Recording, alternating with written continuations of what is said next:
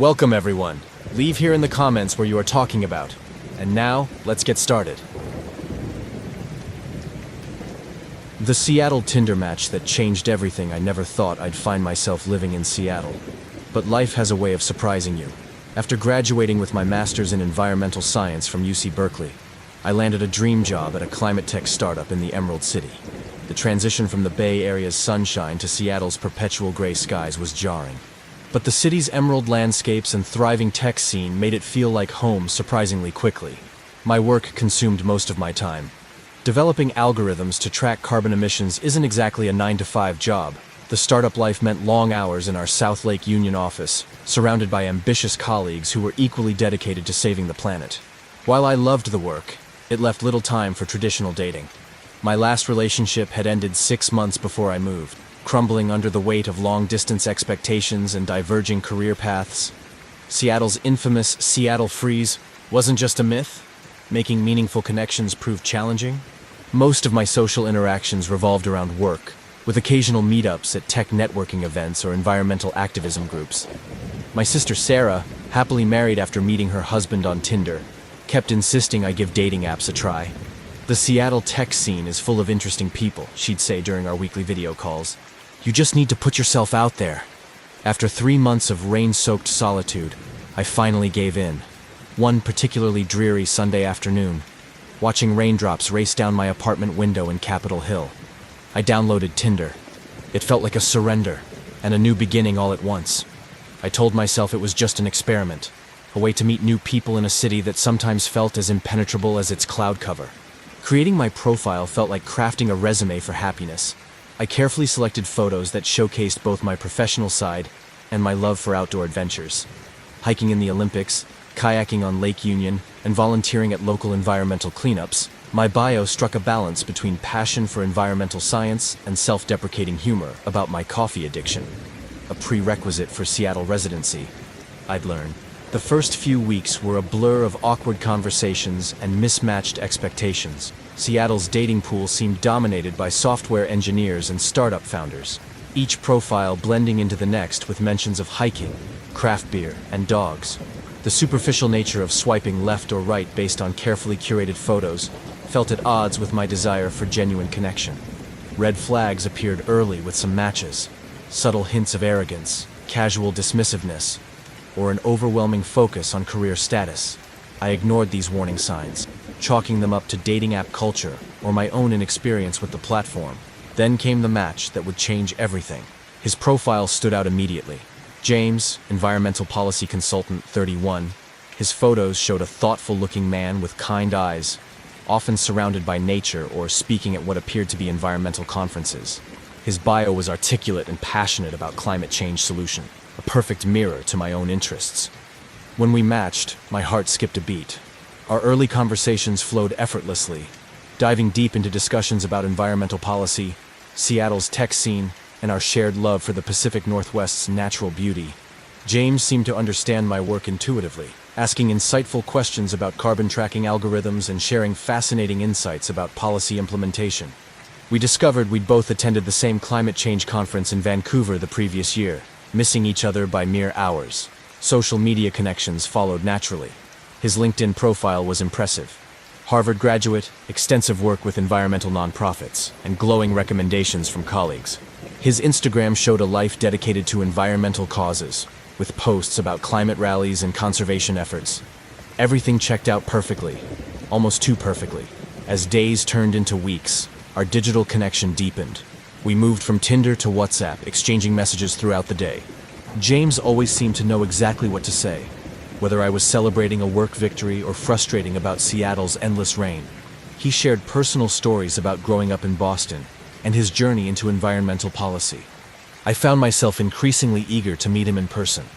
We agreed to meet at Volunteer Park Cafe, a charming spot in Capitol Hill known for its sustainable practices and locally sourced menu. The rainy evening cast a cozy glow over the cafe's windows, and my nerves jangled as I pushed open the door. James was already there, looking exactly like his photos. Tall, well-dressed, with those same kind eyes I'd noticed in his profile. The initial conversation felt natural, picking up where our digital discussions left off.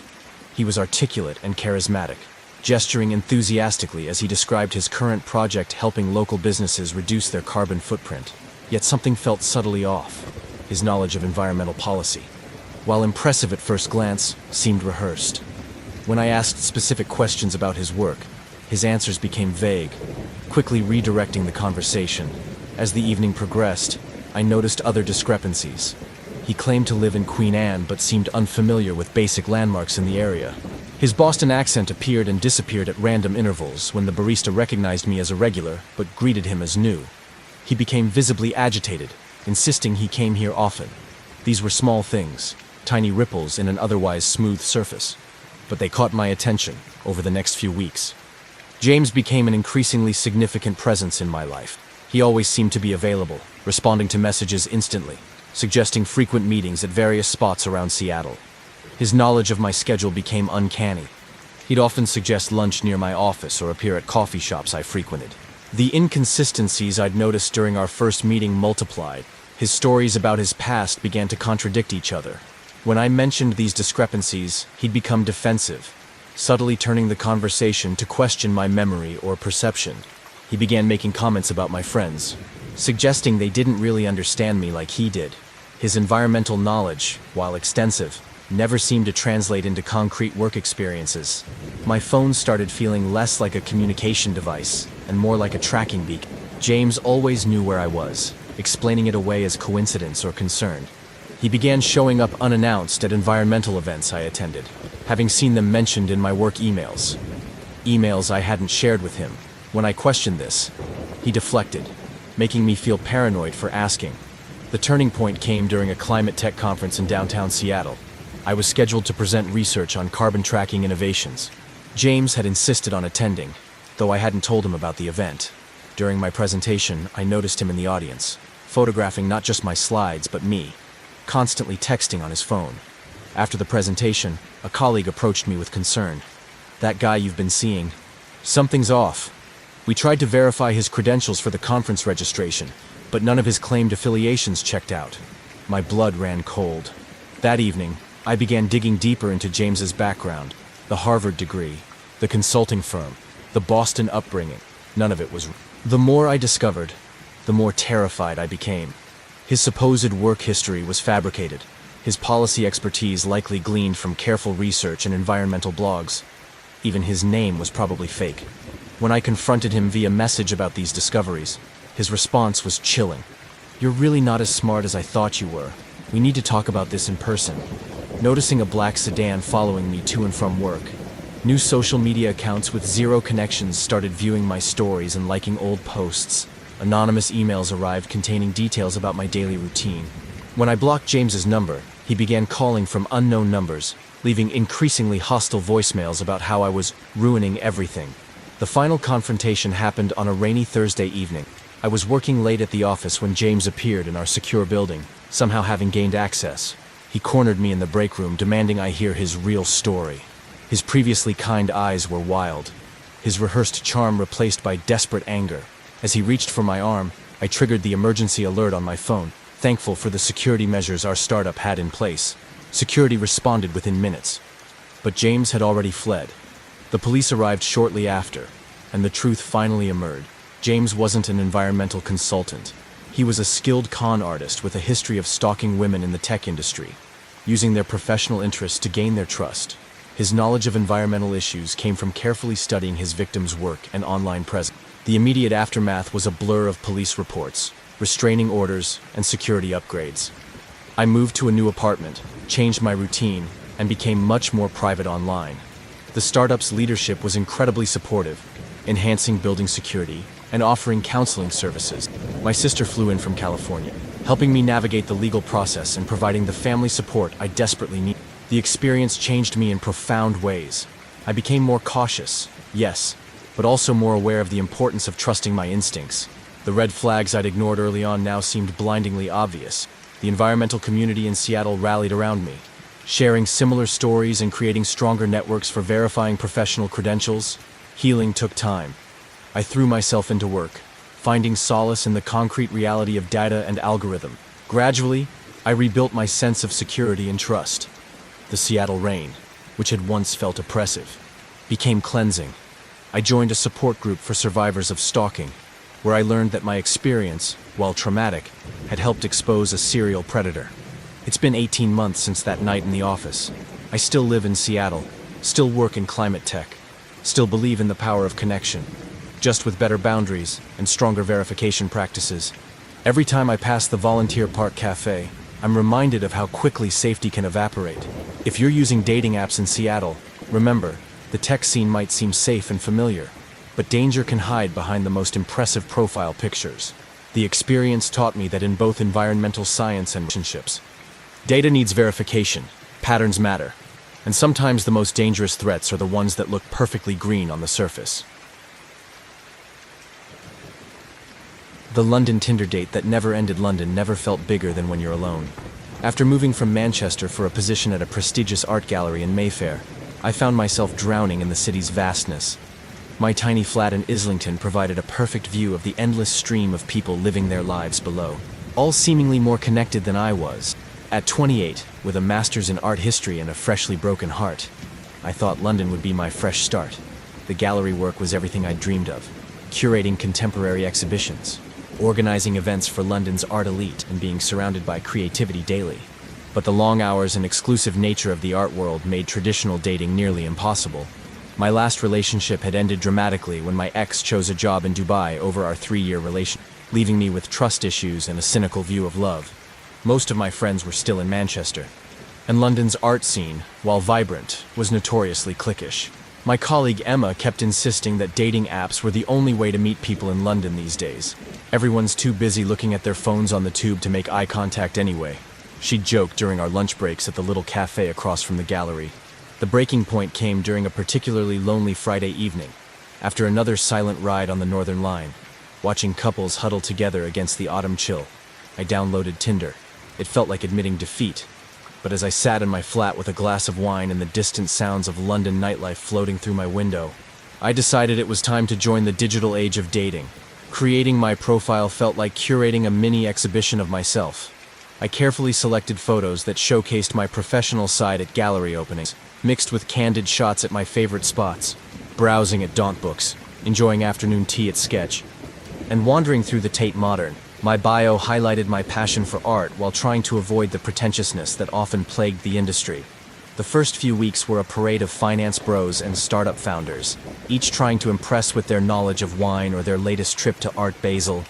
The superficiality was exhausting, and I nearly deleted the app several times. Then Alex's profile appeared, stopping my habitual left swipe mid-motion. His photos were artfully composed. A photographer, according to his profile. Each image told a story. Him setting up an exhibition at a small gallery, capturing street scenes in Shoreditch, a candid black and white self-portrait that could have been in our gallery. His bio was clever without trying too hard. Seeking someone to share gallery openings and Sunday roasts with, will provide free portrait session in exchange for good conversation. When we matched, his first message wasn't about my looks or a cheesy pickup line. Instead, he asked my thoughts on the current Damien Hirst exhibition at the Newport Street Gallery. I felt that familiar flutter of excitement. Finally, someone who spoke my language. Our conversations flowed effortlessly from art criticism to London's hidden gems. Alex knew the city's art scene intimately, sharing insights about upcoming exhibitions and secret gallery spaces I'd never heard of. He sent me his photography portfolio, hauntingly beautiful street photography that captured London's lonely souls in their most vulnerable moments. His Instagram showed a keen eye for composition and light. With a growing following in the London art community, his work had been featured in several small galleries, and he claimed to be preparing for his first solo exhibition. Everything about him seemed to align perfectly with my world. As our digital connection deepened, Alex began sharing more personal stories. He told me about growing up in Bristol, his struggle to make it as an artist in London, and his dreams of opening his own gallery space. He understood the precarious balance of art and commerce, the pressure to maintain appearances in our industry while barely making rent. We agreed to meet at God's Own Junkyard in Walthamstow, a neon art paradise that seemed perfectly suited for a photographer with an eye for light and shadow. The November evening was already dark when I arrived, the glow of countless neon signs creating a dreamlike atmosphere. Alex was waiting outside, camera in hand, looking exactly like his carefully curated photos. The initial conversation flowed as naturally as our messages had, discussing the aesthetic appeal of neon art and its place in modern galleries. He took photos throughout our conversation, claiming he was capturing the light's interaction with genuine moments. Something about the way he said it sent a slight chill down my spine, but I dismissed it as artistic intensity. As we explored the space, I noticed small inconsistencies. His knowledge of photography seemed more theoretical than practical. He fumbled with his camera settings in ways an experienced photographer wouldn't. When I mentioned specific galleries he'd claimed to work with, his answers became vague. He kept steering the conversation back to me, asking increasingly detailed questions about my gallery's security systems and after-hours protocols. Over the next few weeks, Alex became an increasingly dominant presence in my life. He always seemed to know my schedule, often happening to be near my gallery during my lunch breaks, or appearing at private views I hadn't told him about. His photographs started appearing on my social media feed, candid shots of me I hadn't known he'd taken, tagged with unsettling captions about capturing beauty unaware. His behavior became more controlling. He'd question why I stayed late at the gallery, who I was meeting with, why I hadn't responded to his messages immediately. His photography, once focused on street scenes, now seemed exclusively focused on me. He'd send me images of myself walking home, shopping at Waitrose, meeting friends at pubs, always claiming he'd just happened to be in the area. The gallery began receiving anonymous submissions for our open call exhibition. Hundreds of photographs, all of me, taken over what appeared to be months, even before we'd matched on Tinder. When I confronted Alex, he became defensive, accusing me of not understanding his artistic vision. "I've been documenting you. You're my masterpiece." The situation reached a breaking point during the gallery's biggest exhibition open. I spotted Alex in the crowd, photographing not the artwork, but me. When I tried to avoid him, he followed me from room to room, his camera's shutter clicking constantly. A colleague noticed my discomfort and tried to intervene, only to have Alex claim he was my commissioned personal photographer. That night, I received an email from an unknown address. It contained a link to a website, a virtual gallery of sorts, hundreds of photographs of me, dating back 6 months before we'd met, me at my flat, at work, with friends. The site announced an upcoming exhibition titled The Observed at a small gallery in Bermondsey. Panic set in as I realized the extent of his obsession. This wasn't love or art. It was stalking elevated to a twisted form of creative expression. When I tried to block his number, he began sending messages from new ones, each containing more photos of me in increasingly private moments. The confrontation came during a late-night inventory check at the gallery. I was alone, cataloging new acquisitions. When I heard the click of a shutter in the darkness, Alex emerged from behind a sculpture, camera in hand, explaining how he'd been planning this moment for months. He'd learned the gallery's security patterns, waited for my late-night shift. "Don't you see?" he whispered, advancing slowly. "We're creating art together. Your fear, your uncertainty. It's all part of the exhibition." He pulled out a USB drive, claiming it contained enough compromising photos to destroy my reputation in the art world. As he reached for me, I triggered the gallery's silent alarm, thankful for the security upgrades we'd recently installed. The police arrived within minutes, but the true horror was just beginning. They found a makeshift darkroom in his flat, walls covered with photos of me and other women. Alex wasn't a photographer at all. He was a convicted stalker who had targeted women in the art world across multiple cities. His portfolio was stolen work, his exhibition history fabricated. The aftermath was a blur of police statements, restraining orders, and therapy sessions. I moved to a new flat in a secure building, changed my routes to work, became paranoid about being photographed. The London art community rallied around me, sharing similar stories and creating a network to verify credentials of industry professionals. The experience changed my relationship with art and photography. Images that once brought joy now triggered anxiety. I found myself analyzing every photograph for hidden meanings, seeing stalkers behind every camera lens. The gallery installed additional security measures, and I started a support group for women in the art world who had experienced similar situations. Recovery was a slow process, marked by small victories. I learned to love art again, but with boundaries and awareness. The London that once felt overwhelmingly large became a network of support and solidarity. I still work at the gallery, still love the art world, but I'm more cautious about the line between art and obsession. It's been 2 years since that night in the gallery. Every time I pass God's own junkyard, I'm reminded of how art can be both beautiful and dangerous.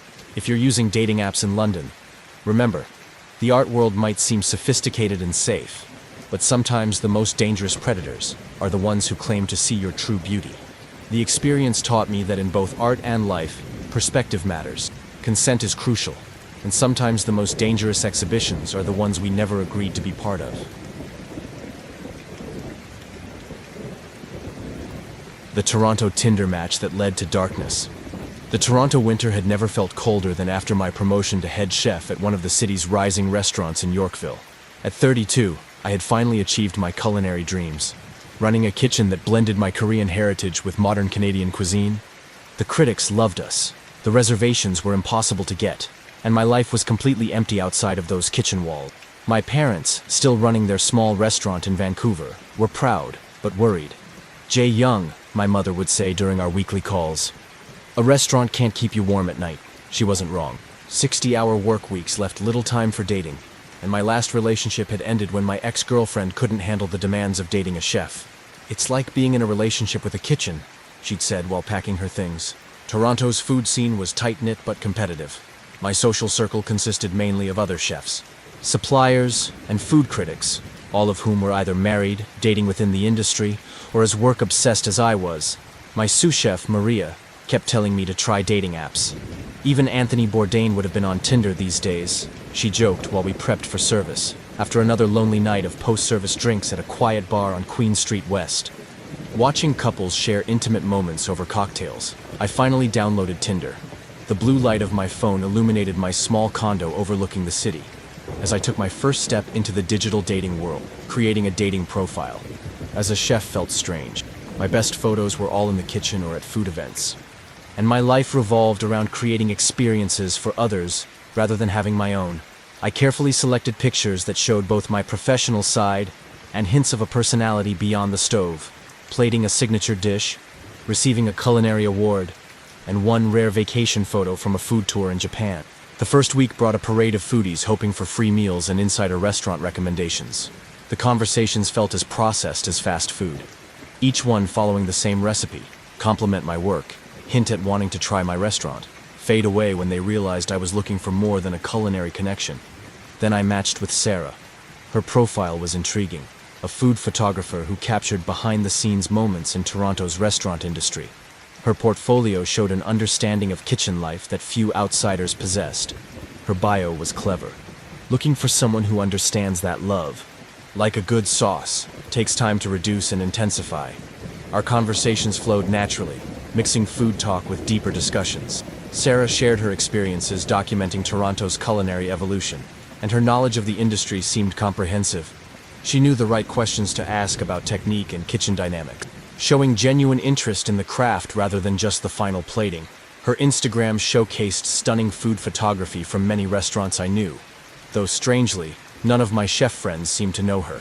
She explained that she often worked through agencies, keeping a low profile to capture authentic kitchen moments. It made sense. Many of us had worked with photographers whose names we never knew. As we moved from Tinder to WhatsApp, Sarah began sharing more personal stories. She told me about growing up in Montreal, her journey into food photography, and her dreams of publishing a book about Canadian kitchen culture. Her understanding of the industry's demands made her seem perfect. She even found my irregular hours romantic rather than problematic. We agreed to meet at a small natural wine bar in Kensington Market. Neutral territory away from both our professional worlds, the December evening had brought the first real snow of the season, making the market's narrow streets feel like a scene from a winter postcard.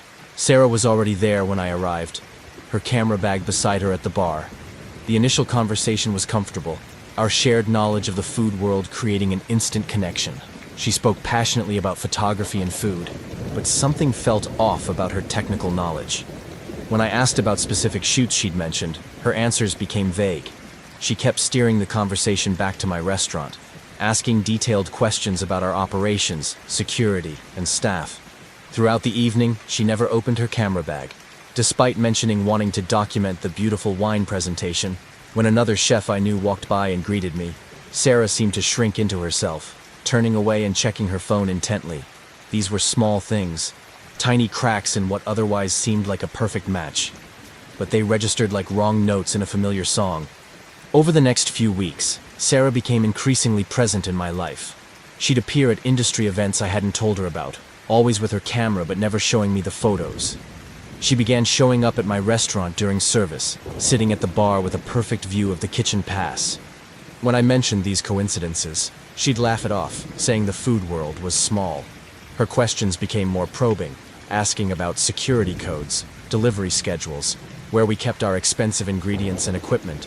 She was particularly interested in our signature dishes, asking detailed questions about plating and preparation methods.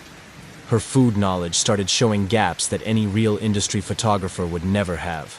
My phone started feeling like a tracking device. She always seemed to know my schedule, commenting on my movements through the city. "I saw you at that new ramen place," she'd text, or "How was coffee with your purveyor this morning?" when I hadn't mentioned either occasion to her. Chapter 6. The critical point. The turning point came during a private event at the restaurant. Sarah had somehow talked her way in, claiming to be the client's photographer. During the event, I noticed her taking photos not of the food or guests, but of our kitchen operations, storage areas, and security camera. A visiting chef from Vancouver recognized her, not as a photographer, but as someone who had been involved in a series of high-end restaurant thefts on the West Coast. That night, I began investigating deeper. None of the agencies she claimed to work for had heard of her. Her supposed portfolio was stolen work from various real food photographers. Even her Montreal background story fell apart. Her knowledge of the city was clearly from research rather than residence. When I confronted her via message about these discoveries, her response was chilling. "You really should have better security on your wine cellar. Would be a shame if something happened to those vintage bottles." The threat was clear. But it wasn't just about wine. She'd been casing my restaurant for weeks. I alerted my staff and installed additional security measures. But Sarah was always one step ahead. Small things began disappearing from the kitchen. Expensive knives, specialty ingredients, small equipment, anonymous negative reviews started appearing online, each containing private details about our kitchen operations. The final confrontation happened during prep time, hours before service. I arrived early to find Sarah in our wine cellar, photographing not the wines, but our security system and storage layout. She wasn't alone. 2 men were with her, taking notes and measurements. When I confronted them, Sarah's charming demeanor disappeared entirely. "You chefs are all the same," she sneered. "So focused on your craft that you never noticed the real game being." They had been planning a major heist, targeting not just our wine, but our entire operation. Sarah's role was to case high-end restaurants by getting close to their chefs. The police, already alerted by silent alarm, arrived before they could escape. The aftermath was a harsh awakening to the vulnerabilities in our industry. Sarah and her accomplices had hit multiple restaurants across Canada. Using dating apps to gather inside information before major thefts, the investigation revealed a sophisticated operation that had cost the industry millions. I threw myself into rebuilding trust, both personally and professionally. We overhauled our security systems, created a network of restaurants to share security concerns, and developed protocols for verifying industry professionals. The Toronto food community united, sharing stories and warnings about similar scams. Recovery meant learning to balance passion with protection.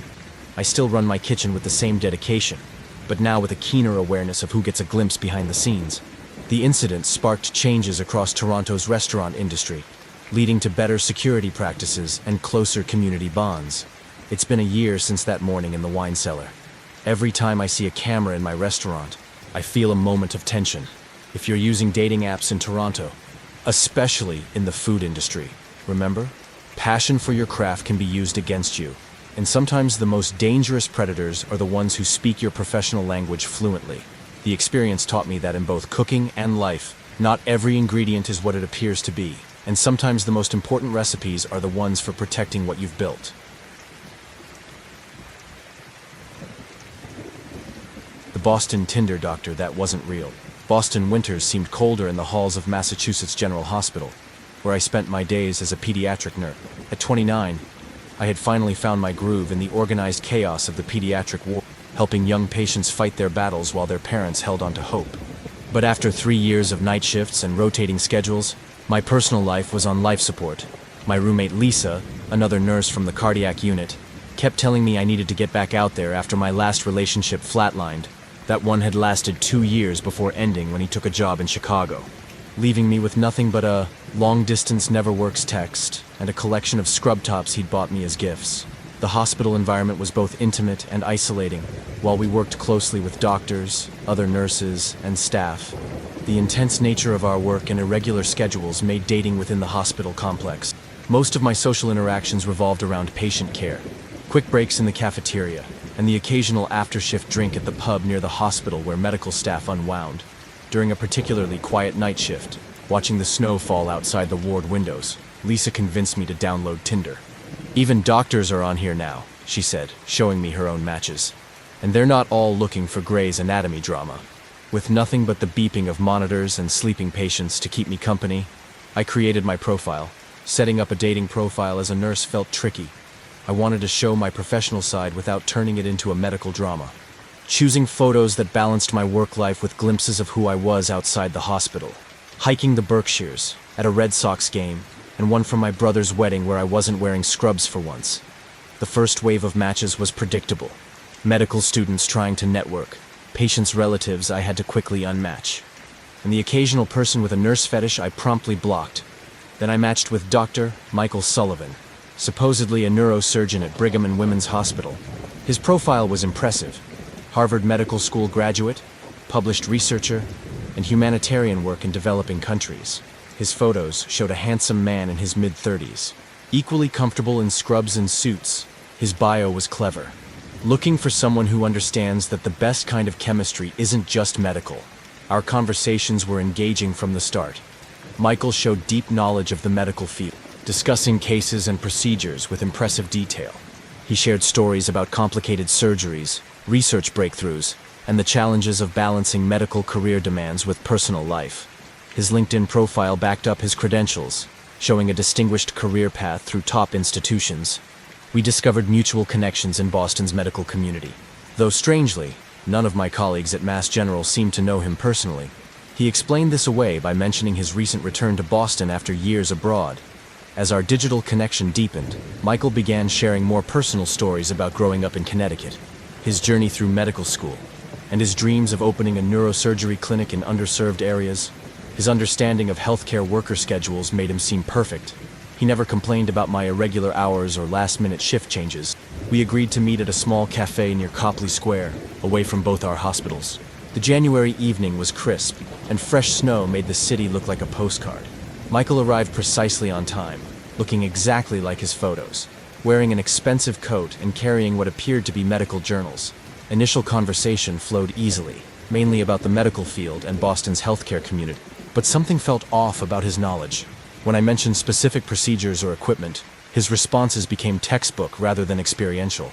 He seemed to dodge questions about current colleagues or recent surgeries. Throughout our meeting, he kept steering the conversation toward hospital security protocols, staff schedules, and access to restricted areas. When another nurse I knew walked by and gave me a questioning look, Michael became visibly uncomfortable, checking his phone and changing the subject abruptly. Over the next few weeks, Michael's presence in my life grew increasingly intrusive. He began appearing at different hospital entrances during my shifts. Claiming he was there for consultations, he knew my schedule without me telling him, explaining it away as hospital network access. His questions became more focused on hospital operation, drug storage protocols, security codes, staff rotations. He was particularly interested in our pediatric ward's medication dispensing system and access controls. When I questioned his need to know these details, he'd deflect with medical jargon or make me feel paranoid for asking. My phone started feeling like a surveillance device. He always seemed to know when I was working late, which patients I was attending to, and who I was talking to. Even my private conversations in the break room seemed to get back to him somehow. The turning point came during a night shift. A colleague from Brigham and Women's was covering at our hospital, and I casually mentioned Michael. Her confusion turned to concern. There was no neurosurgeon by that name at their hospital. In fact, she'd never heard of him. That night, I began digging deeper. None of his credentials checked out. His Harvard Medical School record didn't exist. The humanitarian organization he claimed to work with had no record of him. Even his published research papers were elaborate fabrications. When I confronted him via message, his response sent chills down my spine. "You really should be more careful about leaving the medication room during your rounds. Children's medicine can be very valuable to the right buyers." The truth unraveled quickly. Small amounts of medications had been disappearing from the pediatric ward. amounts so small they hadn't triggered immediate suspicion. Security cameras caught glimpses of someone using staff access cards during shift changes. Anonymous emails began arriving, threatening to expose negligent behavior in the... If I reported anything, the final confrontation happened during a late-night shift. I found Michael in our medication storage room, wearing scrubs and using what looked like a copied access card. He wasn't alone. 2 others were with him, methodically going through our supplies. When I triggered the silent alarm, his carefully constructed doctor persona vanished. "You nurses are so trusting," he sneered. "A few medical terms, some stolen credentials, and you never question the doctor." They had been running a sophisticated drug theft operation, targeting hospitals across New England. Dating apps were their way of gathering inside information and access. Hospital security and police arrived before they could escape. The aftermath revealed a widespread operation targeting multiple hospitals.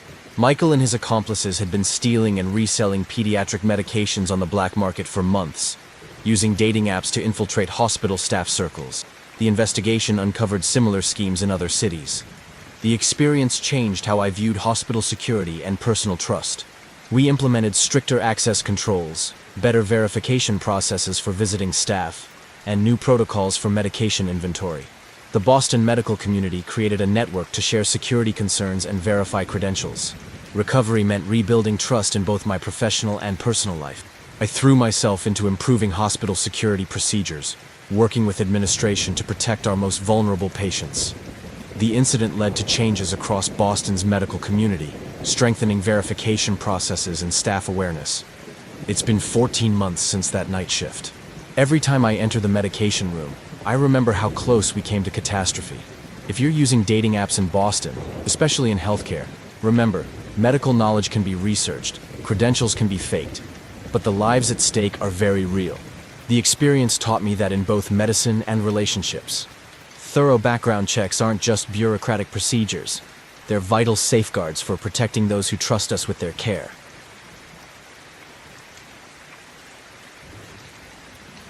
The Melbourne Tinder game developer who played too far Melbourne's gaming industry was booming, and at 26, I was living my dream as a lead character artist at one of the city's most promising indie game studios. Our latest game, a psychological horror title, was generating buzz at PAX Australia, and my designs were being praised across gaming forums. But success in the virtual world didn't translate to the real one. My tiny apartment in Richmond was filled with gaming memorabilia and concept art, but empty of actual human connection. My last relationship ended 6 months ago when my girlfriend couldn't understand why I spent so many late nights at the studio during crunch time. "It's like you're married to those characters you draw," she'd said while leaving.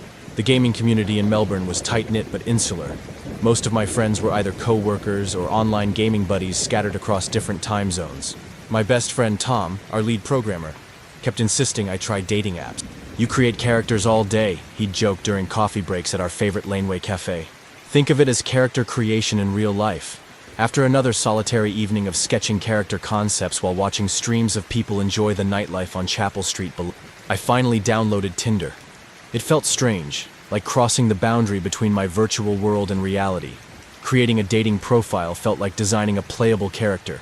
I carefully selected photos that showed both my artistic side and my life in Melbourne, working on character designs, at gaming conventions, enjoying coffee at Hardware Societe, and one rare social photo from a studio launch party.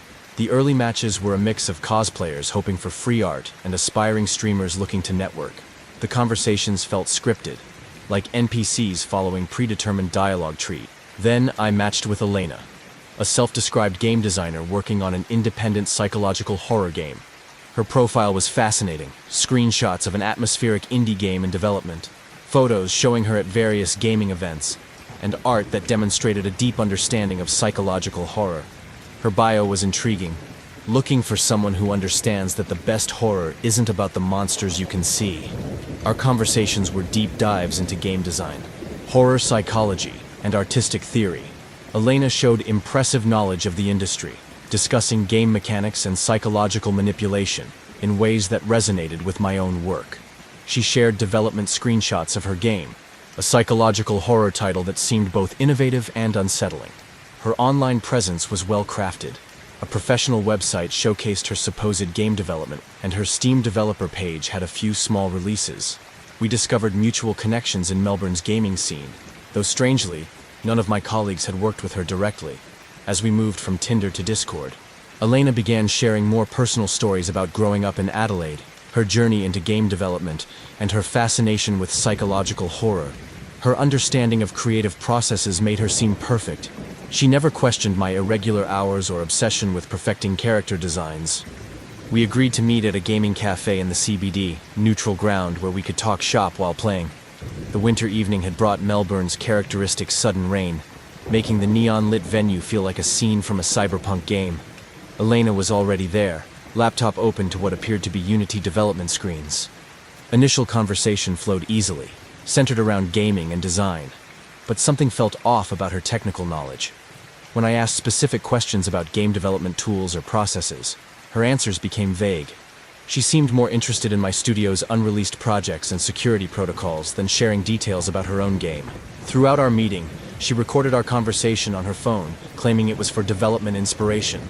When another game developer I knew walked by and gave me a confused look, Elena quickly packed up her laptop and changed the subject. Over the next few weeks, Elena's presence in my digital life became increasingly invasive.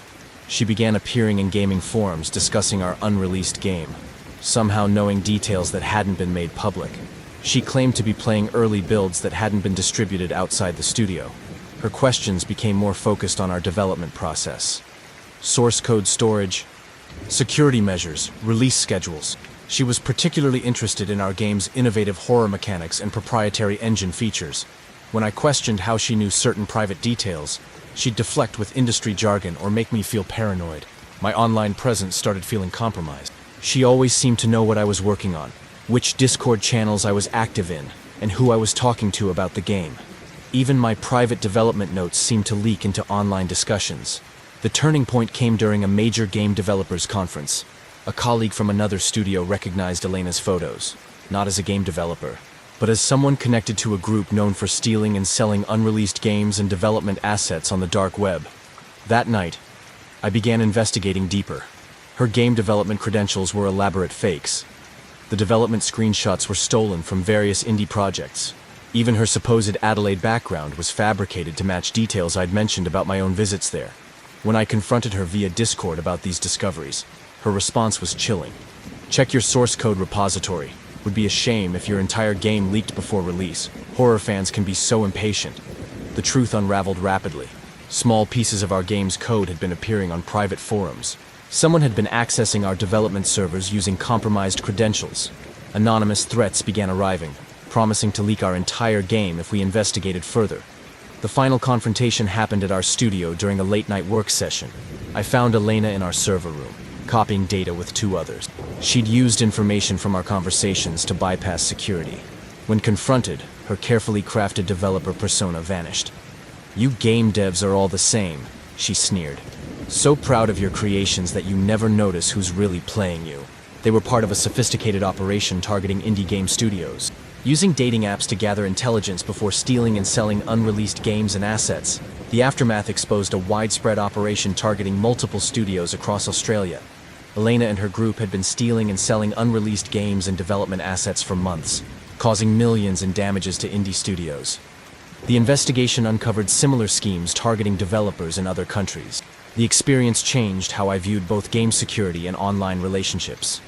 We rebuilt our security systems, implemented stricter access controls, and created better protocols for protecting intellectual property. The Melbourne gaming community united, sharing security information and creating verification systems for industry professionals. Recovery meant rethinking both professional and personal boundaries. I threw myself into completing our game, now with added layers of security and a deeper understanding of how to protect our work. The incident led to changes across Australia's indie game development scene, improving security practices and community vigilance. It's been 16 months since that night in the studio. Every time I start a new character design, I remember how our creative work nearly became someone else's stolen goods. If you're using dating apps in Melbourne, especially in the gaming industry, remember, technical knowledge can be researched, but real passion can't be faked. The experience taught me that in both game development and relationships, the most dangerous players are the ones who know exactly how to exploit your love for the game.